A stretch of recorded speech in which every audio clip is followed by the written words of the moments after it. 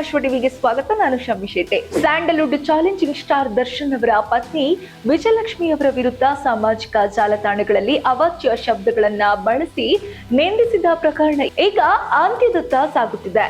ಹೌದು, ಈ ಕೃತ್ಯ ಎಸಗಿದ ಕಿಡಿಗೇಡಿಗಳ ವಿರುದ್ಧ ಸಿಸಿಬಿ ಸೈಬರ್ ಕ್ರೈಮ್ ಪೊಲೀಸರು ಈಗ ಬರೋಬ್ಬರಿ 473 ಪುಟಗಳ ದೋಷಾರೋಪ ಪಟ್ಟಿಯನ್ನ ಅಂದರೆ ಚಾರ್ಜ್ ಶೀಟ್ ಅನ್ನ 45ನೇ ACMM ನ್ಯಾಯಾಲಯಕ್ಕೆ ಸಲ್ಲಿಕೆ ಮಾಡಿದ್ದಾರೆ. ಈ ಪ್ರಕರಣದಲ್ಲಿ ಒಟ್ಟು 6 ಜನ ಆರೋಪಿಗಳ ವಿರುದ್ಧ ಚಾರ್ಜ್ ಶೀಟ್ ಸಲ್ಲಿಕೆಯಾಗಿದ್ದು, ಇಂಟರ್ನೆಟ್ ಲೋಕದಲ್ಲಿ ಮಹಿಳೆಯರ ವಿರುದ್ಧ ಅಶ್ಲೀಲವಾಗಿ ವರ್ತಿಸುವವರಿಗೆ ಇದೊಂದು ಎಚ್ಚರಿಕೆಯ ಗಂಟೆಯಾಗಿದೆ.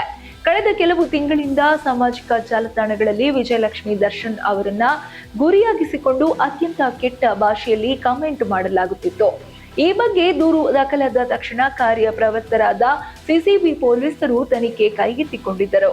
ಈಗ ಸಲ್ಲಿಕೆಯಾಗಿರುವ ಈ 473 ಪುಟಗಳ ಚಾರ್ಜ್ ಶೀಟ್ ನಲ್ಲಿ ಸ್ಫೋಟಕ ಮಾಹಿತಿ ಹೊರಬಿದ್ದಿದೆ. ಈ 6 ಜನ ಆರೋಪಿಗಳಲ್ಲಿ ಕೆಲವರು ನಟ ಸುದೀಪ್ ಅವರ ಅಭಿಮಾನಿಗಳು ಎಂದು ಹೇಳಲಾಗುತ್ತಿದ್ದು, ಕೇವಲ ನಿಂದಿಸುವ ಉದ್ದೇಶಕ್ಕಾಗಿಯೇ ನಕಲಿ ಇನ್ಸ್ಟಾಗ್ರಾಮ್ ಮತ್ತು ಫೇಸ್ಬುಕ್ ಐಡಿಗಳನ್ನು ಸೃಷ್ಟಿಸಿದ್ದರು. ಇನ್ನು ತನಿಖೆಯ ವೇಳೆ ಪೊಲೀಸರು ಈ ಆರೋಪಿಗಳ ಮೊಬೈಲ್ ಫೋನ್ಗಳನ್ನು ಜಪ್ತಿ ಮಾಡಿದ್ದು, ಅವುಗಳನ್ನ FSLಗೆ ಕೂಡ ಕಳುಹಿಸಲಾಗಿದೆ. ಇನ್ನು ಅಲ್ಲಿಂದ ಬರುವ ಡಿಜಿಟಲ್ ಪುರಾವೆಗಳು ಈ ಪ್ರಕರಣಕ್ಕೆ ಮತ್ತಷ್ಟು ಬಲ ನೀಡಲಿವೆ.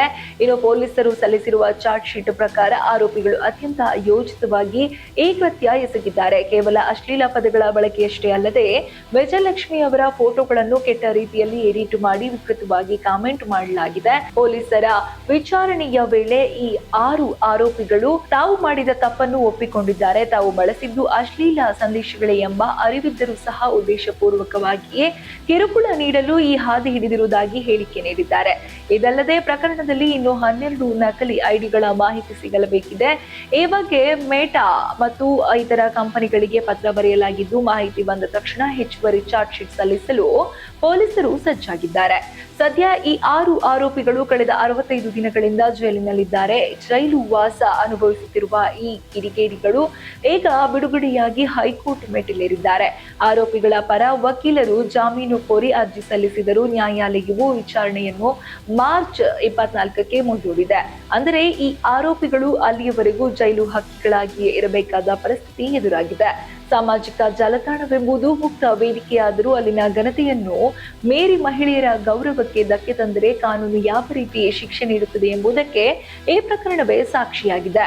ಒಟ್ಟಾರೆಯಾಗಿ ಹೇಳುವುದಾದ್ರೆ ಸಿಸಿಬಿ ಪೊಲೀಸರ ಈ ಚುರುಕಿನ ಕಾರ್ಯಾಚರಣೆ ಸಾಮಾಜಿಕ ಜಾಲತಾಣದ ಟ್ರೋಲ್ ಸಂಸ್ಕೃತಿಗೆ ಒಂದು ಪೆಟ್ಟು ನೀಡಿದೆ. ಹೆಚ್ಚುವರಿ ಚಾರ್ಜ್ ಶೀಟ್ ನಲ್ಲಿ ಇನ್ನು ಯಾವೆಲ್ಲ ದೊಡ್ಡ ಹೆಸರುಗಳು ಅಥವಾ ಲಿಂಕ್ಗಳು ಹೊರಬರುತ್ತದೆ ಎಂಬುದನ್ನ ಕಾದು ನೋಡಬೇಕಿದೆ. ಇದು ಇವತ್ತಿನ ವಿಶೇಷ. ಇನ್ನಷ್ಟು ಸುದ್ದಿಗಳಿಗಾಗಿ ನೋಡ್ತಾ ಇರಿ ಸಪ್ತಾಶ್ವ ಟಿವಿ.